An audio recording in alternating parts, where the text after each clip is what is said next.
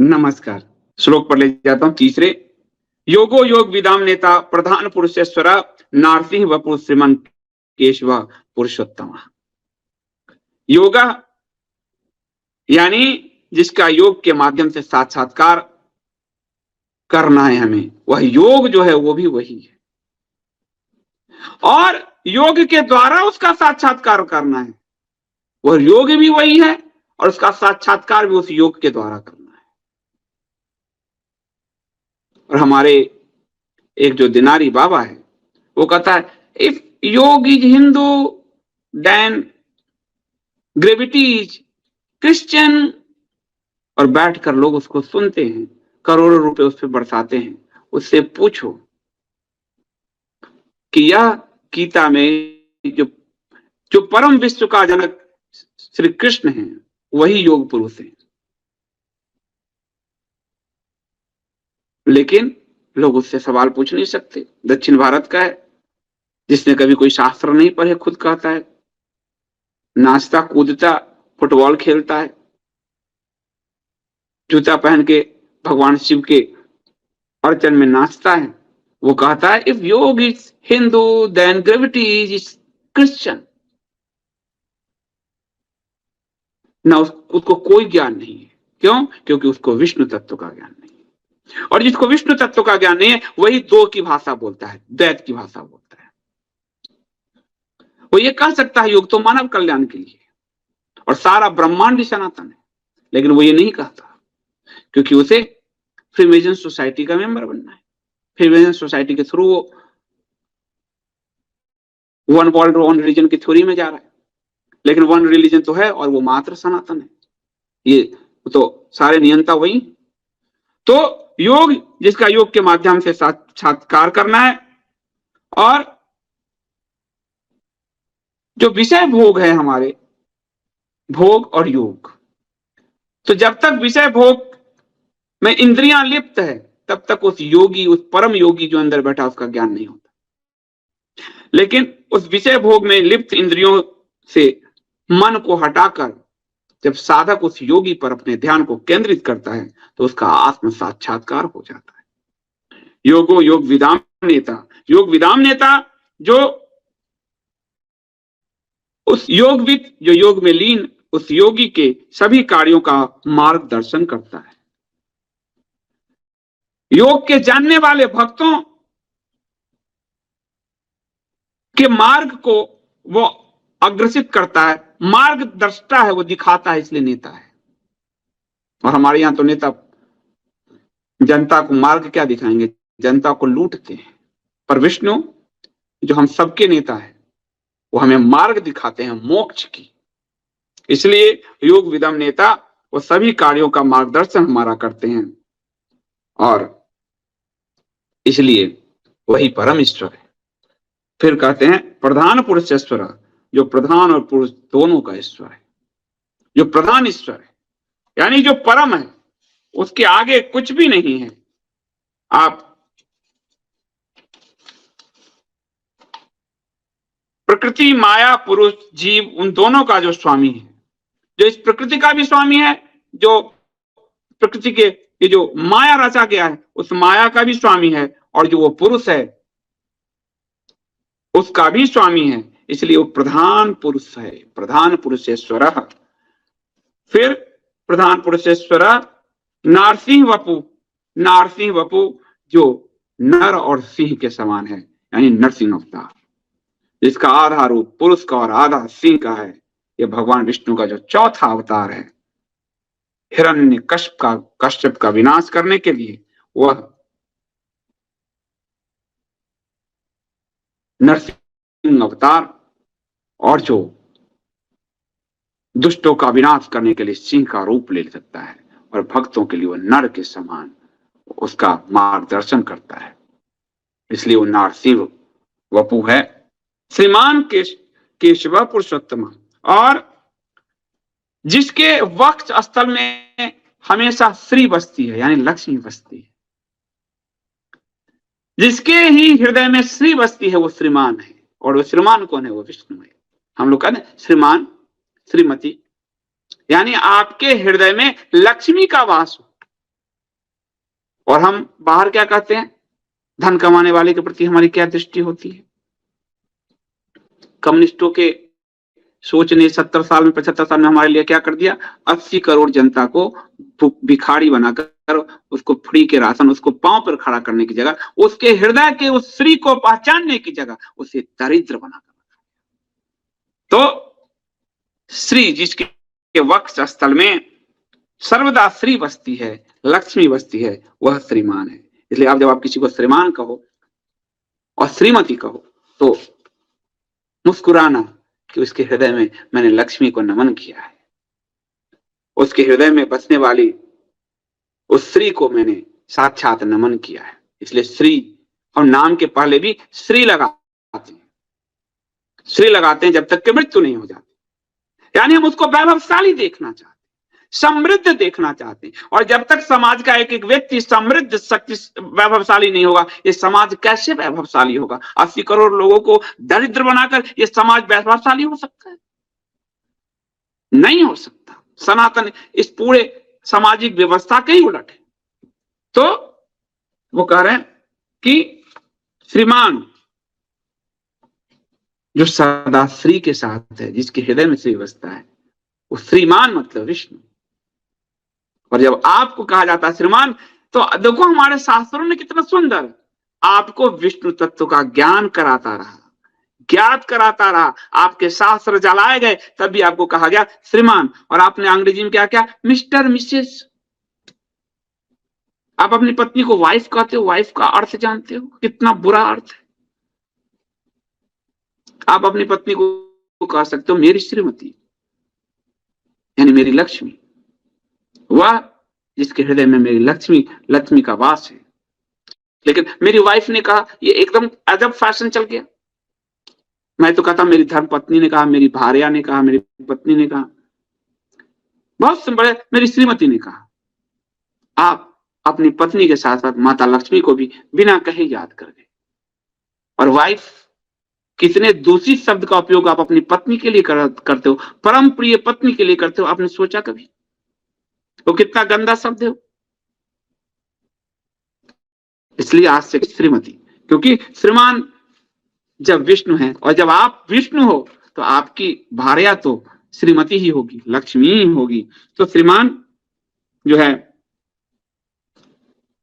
सभी तरह की शक्ति का प्रतीक, ये जो श्री है, श्री यंत्र कहते हैं, श्री मां सभी शक्तियों का प्रतीक है माता लक्ष्मी। जब इसलिए दुर्गा सप्तशती पढ़ोगे और प्रधान रहस्य, प्रधानिक रहस्य पढ़ोगे, प्रधानिक रहस्य, जब अंत में सूरत पूछते हैं कि ये सब तो आपने कह दिया, पर वो मूल देवी कौन है, वो प्रधानिक रहस्य जब पूछते हैं तो फिर मार्कंडेय ऋषि सुनाते हैं वो लक्ष्मी है, वो श्री है। देवियों में भेद नहीं है, द्वैत करोगे भगवान का उसको मूल कहा जाए। तो श्री महालक्ष्मी, महाकाली, महासरस्वती देवता कहते हैं, सभी देवियां एक है। तो आज से अपनी पत्नी को इस विष्णु सहस्त्र नाम के बाद श्रीमान, श्रीमती कहिए और आप अपने पति को श्रीमान कहिए। यानी आप अपने पति में विष्णु देखिए और आप अपनी पत्नी में लक्ष्मी देखिए, तब जाकर घर बनेगा। अतः श्रीमान श्रीमती। केशव, केशव का अर्थ है, भगवान ने जो कहा है कि वह जिसकी सुंदर और सौम्य लटे हैं, भगवान श्री कृष्ण केशव, जिसकी घुंघराले सुंदर से वाल है। यानी परमात्मा होने का मतलब है सुंदरता भी। सत्यम शिवम सुंदरम, सत्य है जो, शिव है जो, कल्याणकारी है जो, और जो सुंदर है। हमारे ईश्वर सुंदर रहे, दांत टूटे हुए अरब की तरह नहीं रहे। इसलिए उनकी मूर्तियां नहीं बन सकती, उनकी तस्वीरें नहीं बन सकती, क्योंकि सौंदर्य नहीं है वहां, सौंदर्य यहां है।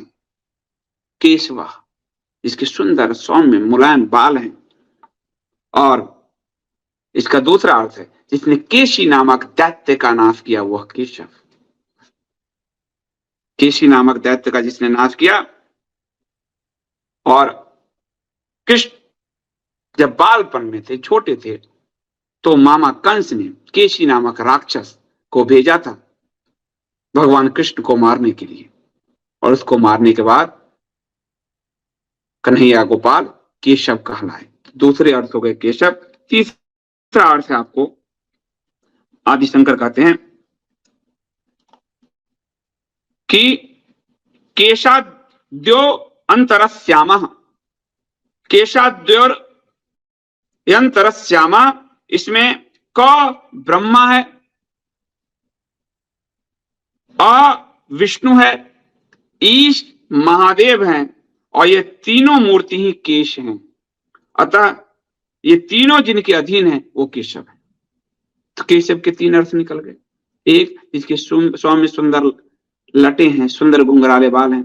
दूसरा, जिसने केशी नामक दैत्य का विनाश किया। और तीसरा, जो ब्रह्मा विष्णु महेश सब उसी केशव के अधीन है, उसी परम कृष्ण के अधीन है। तो केशव पुरुषोत्तम, जो पुरुषों में सर्वाधिक उत्तम है, जो संपूर्ण पूर्ण पुरुष है, जो पूर्ण पुरुष है वही पुरुषोत्तम है, जो जिसका न क्षर हो सकता है और क्षर अक्षर दोनों से सर्वथा उत्तम, जो पुरुषोत्तम है, जो पूर्णता लिए हुए है, और जो उस पूर्व में, उस शरीर में वास करता है। कुछ नाम रिपीट भी हुए हैं, आपको मैंने कल बता दिया था।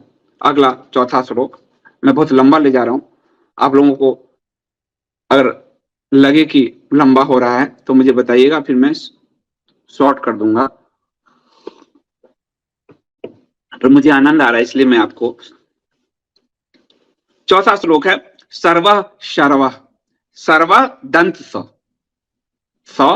यानी संदीप वाला स, शर्व शिव वाला स, सर्व शर्व, सर्व शर्व, सर्व शर्व शिव स्थानुर्भूतादिर निधिर्व्यय संभवो भावनो भर्ता प्रभव प्रभुरीश्वर। सर्व वह जो सर्वस्व है, वह एकमात्र कारण है जिससे सभी पदार्थ प्राणी प्रकट हुए हैं। कारण और कार्य और कारण संबंध, इस जगत का कारण ही वही है, वही सर्वस्व है। सर्व और यानी जो जगत सर्वस्व है उसका कारण है प्रकृति का। देखिए कितना सुंदर व्यास जी ने कहा, जो आपके होने का कारण है सर्व, और सर्व जो आपके विनाश का भी कारण है। सर्व यानी कि जो आपके प्रलय काल में संहार करने वाला भी वही है, वो आपके जन्म का भी कारण, वो आपकी मृत्यु का भी कारण, सर्व सर्व। तो और इसका दूसरा भी है सर्व शिव का, यानी कल्याण। वह जो भी उनका श्रवण करता है, दर्शन करता है, ध्यान करता है, उसको वो कल्याण प्रदान करते हैं, शुभता प्रदान करते हैं। और कल्याण क्या है? मृत्यु सबसे बड़ा कल्याण है, मोक्ष सबसे बड़ा कल्याण। तो सर्व शिव जो साक्षात शिव है, आप देख रहे हैं। तो विष्णु और शिव में कोई अंतर आपको दिख रहा है? सर्वा सर्वा शिवा जो तीनों गुणों से परे कल्याण स्वरूप कल्याणकारी है, वह जो शिव वही विष्णु है, जो सर्वथा विशुद्ध है,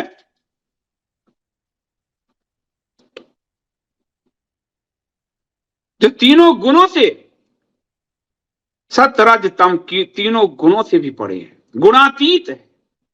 ऐसे हम कहते हैं कि ब्रह्मा रजस गुण के हैं, शिव तमस गुण के हैं, क्योंकि ब्रह्मा निर्माण करते हैं तो रजस गुण है, विष्णु पालन करते हैं इसलिए सत्व गुण है, और शिव संहार करते हैं इसलिए तमस गुण है। लेकिन असल में वो तीनों गुणों से परे। ये हमारी समझ के लिए, ताकि हम समझें कि परमात्मा के अलग कार्य के हिसाब से, परंतु वह जो सर्वथा विशुद्ध है, शिव यानी विशुद्ध कल्याणकारी, जो तीनों गुणों से परे गुणातीत है, वही वह ब्रह्म विष्णु है, वही शिव है, और वही उपनिषद कहते हैं परम कैवल्य, वही मोक्ष है, वही विष्णु है। तो वही ब्रह्मा है, वही शिव है, वही विष्णु है, शिव। और फिर वो कह रहे हैं अस्थानु, स्थान, स्थानु यानी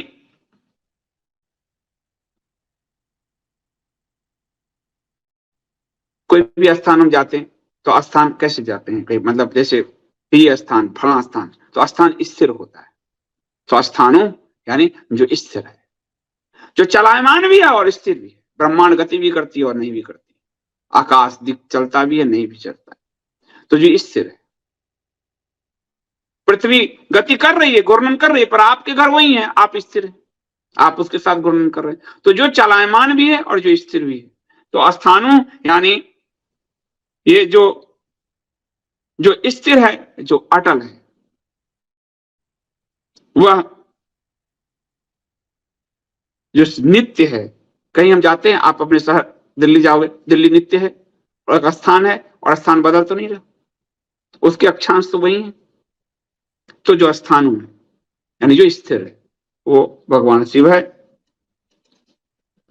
भूत आदि यानी जो पंचभूतों का कारक है, वो कह रहे हैं ना स्थान और भूतादिर निधिर्व्यय, यानी जो आकाश वायु अग्नि जल धरती, इन पंच महाभूतों का एकमात्र कारण है भूतादि। निधि अव्यय यानी जो अक्षय निधि है, जो कभी नहीं घटता, भक्ति से बढ़ता ही रहता है, जिसका क्षय नहीं होता, वो ऐसी निधि है। धन क्षय हो जाएगा, घर क्षय हो जाएगा, पुत्र पत्नी पिता माता सबके क्षय हो जाएंगे, पर विष्णु नाम का कभी क्षय नहीं होगा। वो ऐसे निधि, उस कोष को संचित करो, ये मानव उस कोष को संचित करो। वह कोष ही तुम्हारा वर्तमान भूत वर्तमान भविष्य बनाने वाला है। इसलिए उस अक्षय निधि का संचित करो, और वो निधि ऐसा है जिसका कभी क्षय नहीं होगा, कभी क्षय नहीं होगा। इसलिए निधि अव्यय। संभव, जो विश्व कल्याण के लिए अपनी स्वेच्छा से अनेक अवतार धारण करता है, वही संभव है, जो हर चीज को संभव बनाता है, वो ऐसा है। और वो संभव होता है, वो अपनी इच्छा से प्रकट होता है। आज कह रहे हैं ना कि जैसे वो कह रहे हैं कि कल की शून्य से प्रकट होंगे, वो उनके हाथ में है, वो अपनी इच्छा से प्रकट होता है। वो अपनी इच्छा से खंभे फाड़ का प्रकट होता है, नरसिंह रूप लेता है। वो अपनी इच्छा से गर्भ से प्रकट होता है, कन्हैया हो जाता है। तो वो अपनी इच्छा से प्रकट होता है, इसलिए वह संभव है। और भावना, भावना वह जो अपने भक्तों को सब कुछ देता है, दाता है वह। और जितने भी भोग के साधन हैं, उसको उत्पन्न करने वाला वही है, इसलिए वो भावना है। अपने भोक्ताओं को हम कहते हैं उपभोक्ता, तो अपने भोक्ताओं को तो सब कुछ प्रदान करता है भावना। और वो कैसे देता है? वह उस व्यक्ति की पात्रता के अनुरूप देता है। घड़ा बड़ा है तो उसमें ज्यादा जल आएगा, घड़ा छोटा है तो उसमें कम जल आएगा। वह जो तुम्हारे कर्म है, उस कर्म के अनुरूप वह तुम्हें सुख और दुख देता है। जैसे तुम्हारे कर्म होंगे उसी अनुरूप वो तुम्हें सुख और दुख दोनों देता है। इसलिए वह ईश्वर है।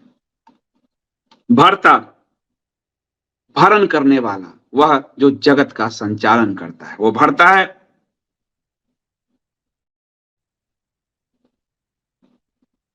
उस परम विष्णु से महान कोई भरता नहीं है। वो आपका भरण पोषण करता है, सबका भरण करने वाला है। प्रभवा, प्रभवा यानी जो उत्कृष्ट जन्म वाला है, जिसका जन्म वो सबसे पवित्र आत्मा है, प्रभवा। और जो सभी पांचों महाभूतों का स्रोत है, प्रभवा। ये काल, ये देश, ये सब कुछ उसी से उत्पत्ति हुई है, ये सब कुछ उसी से प्रकट हुआ है। प्रभु यानी जो सर्वशक्तिमान परमेश्वर है, प्रभु जो है वो सर्वशक्तिमान परमेश्वर, सबका स्वामी। प्रभु मतलब स्वामी। हम कहते हैं ना, हे प्रभु आनंद दाता, और प्रभु का मतलब है जो समस्त क्रियाओं में उनकी सामर्थ्य की अधिकता होने के कारण हर क्रिया, जो भी क्रिया है, उसमें उसका सामर्थ्य सबसे ज्यादा है, इसलिए वो प्रभु है। उसके सामर्थ्य का ईश्वर प्रभु सबके अर्थ अलग अलग आपको समझ में आ रहा होगा। प्रभु जो जितनी भी क्रिया है उसकी सामर्थ्य की अधिकता होने के कारण वो प्रभु है।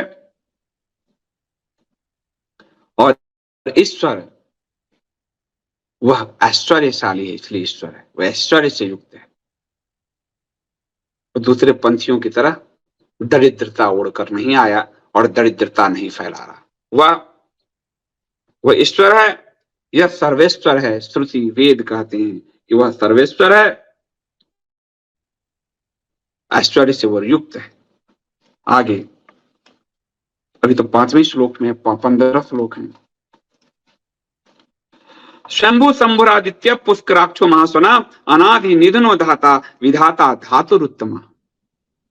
वह स्वयंभू है, वह स्वयं प्रकट होता है, वह स्वयं उत्पन्न होने वाला है, उसे कोई प्रकट नहीं कर सकता। शंभु वह भक्तों के लिए शंभु सुख देने वाला है। भगवान शंकर को तो देखिए, भगवान शंकर और भगवान विष्णु ने कहा कि जिस नाम से आपकी स्तुति है वह नाम भी मेरा है, जिस नाम से मेरी स्तुति है वह नाम भी आपका है। यही लिखते हैं आदि शंकराचार्य। तो शंभु भगवान शिव का नाम है और शंभु विष्णु का भी नाम है। वह जो अपने भक्तों को आंतरिक शुद्धता देता है और बाहरी समृद्धि देता है, वह शंभु है। आदित्य वह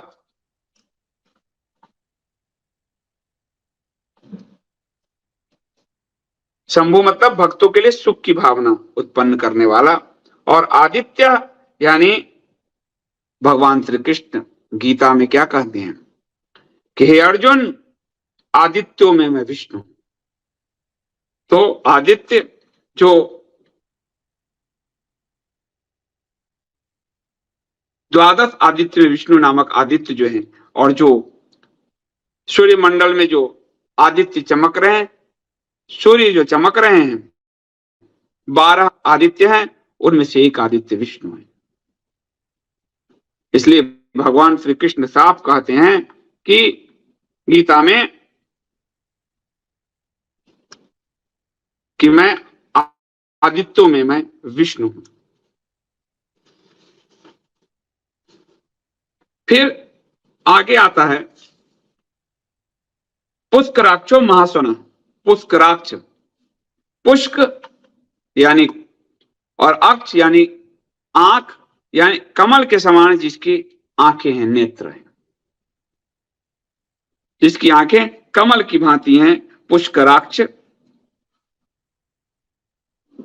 महासना जिसकी वाणी एवं आज्ञा में गर्जन है, अहिंसा परमो धर्म जैसी बातें नहीं, गर्जन है जो महासना है। स्वर में घोष है जिसके कारण वो महासना है, उनके स्वर में घोष है इसलिए वो महासना है। अनादि निधना, वह जिसका न जन्म है न मृत्यु है, न उसका आदि है न उसका अंत है, इसलिए वह अनादि निधन है, जन्म मृत्यु से रहित है। वो जन्म लेता है अपनी शर्तों पर, वो स्वयंभू है फिर भी जन्म लेता है मानव कल्याण के लिए। तो अनादि निधन है जिसका न जन्म है न मृत्यु है। अनादि निधन धाता, धाता विश्व को धारण करने वाला, जो विश्व को धारण किए हुए है, जो पूरे जगत का अधिष्ठान है, धाता है।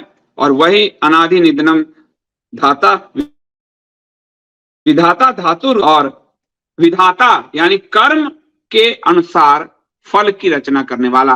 किसी व्यक्ति के कर्म के अनुसार उसके जो जैसा कर्म करता है वो वैसा फल देता है, ना, जो जैसा कर्म करेगा उसको वैसा फल मिलेगा। तो वो विधाता, वही विधाता है जो आपकी लकीरें लिखता है आपके कर्म के हिसाब से। और उसी कर्म के हिसाब से आपका जन्म होता है। अगला, तो आपकी लकीरों को लिखने वाला विधाता है। धातुरुत्तमा, और वह धातु किसी भी पदार्थ या आधार का तत्व है। तो सृष्टि में जो अनंत धातु है, अनंत धातु है, परमाणु जो अणु कण है, अनंत धातुओं का जो आधार है, जिसके बिना कोई धातु का अस्तित्व संभव नहीं है, वही धातु विष्णु तत्व, विष्णु धातु है, जो उन धातुओं में उत्तम है, यानी अति सूक्ष्म है, सभी धातुओं में सूक्ष्मतम है, यानी हम कहते हैं अणु परमाणु कण, वही धातु उत्तम। आगे है अप्रमेय ऋषिकेशा पद्मनाभो अमर प्रभु विश्वकर्मा मनुष्टा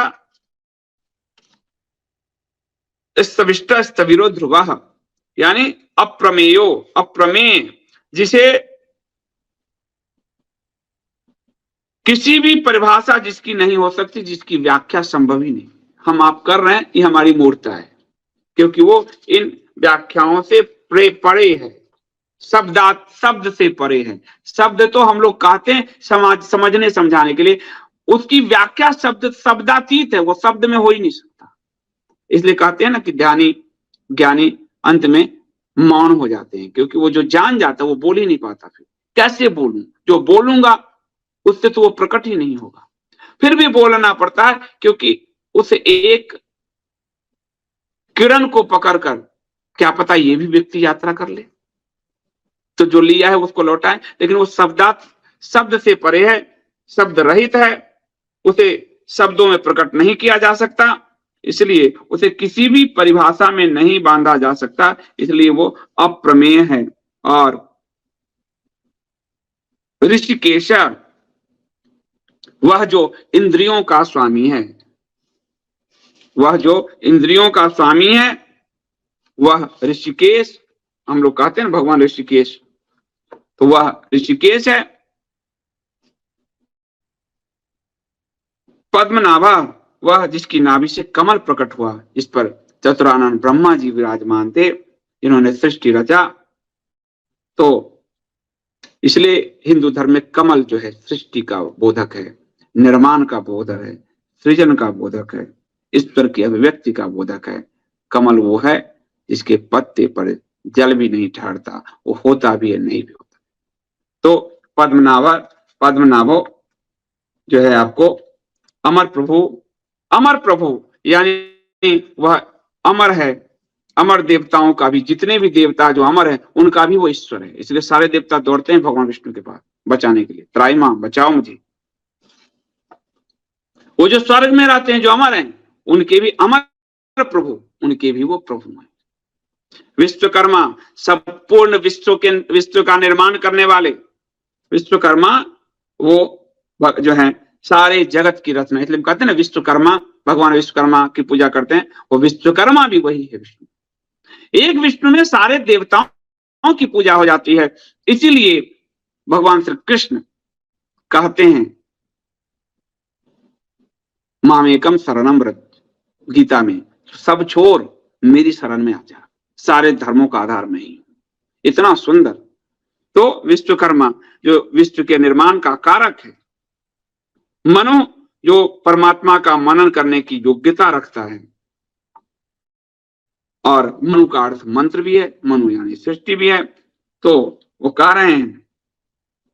और प्रजापति मनु, वह भी विष्णु है, जिससे प्रजा का कल्याण हुआ, जिससे प्रजा की धारा बही। तो मनु त्वष्टा जो है,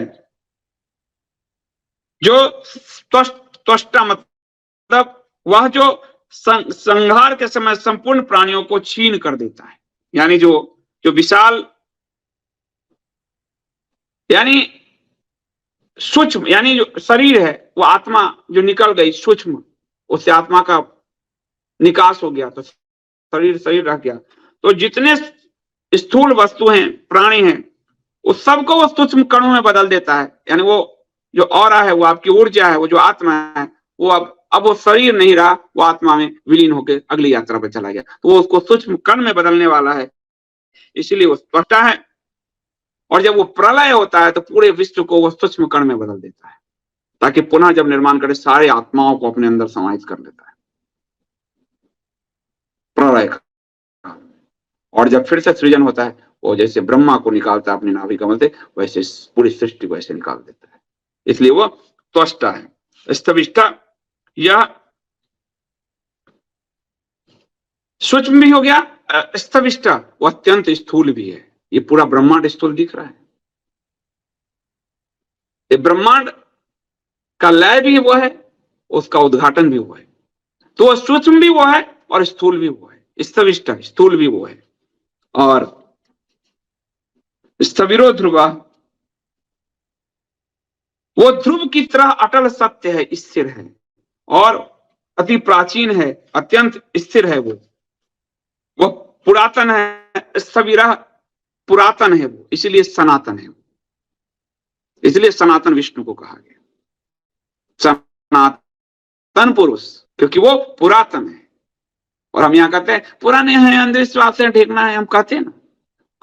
तो अस्तविरो वो जो पुरातन है, जो सृष्टि के आप पहले से है, जो सृष्टि के बाद भी है, जो सृष्टि ही जिसके अंदर है और जो खुद सृष्टि में, वो इतना पुरातन। पुरातन संस्कृति हमारी सभ्यता बची रह गई है, उसे अंधविश्वास पुरातन पंथी कहकर आपको आघात किया जाता है, आपको आपकी सभ्यता छोड़ने के लिए। तो भगवान विष्णु जब पुरातन है तो आपको शर्म आती है पुरातन होने की। जो पुरातन है वही सनातन है, वही सत्य है। जो क्षण क्षण बदलते हैं वो तो सिनेमा के पर्दे हो गए, जो क्षण क्षण बदलते हैं वो तो धोखा देने वाली बातें हो गई। जो हर अपने भाषण में रोज नए कर्तव्य जुमले करते हैं वो तो नश्वर मनुष्य। जो पुरातन है यानी जो अटल है, जो सत्य है, जिसके वचन गंगा की तरह है, वह स्थविरो ध्रुवा और अचल है।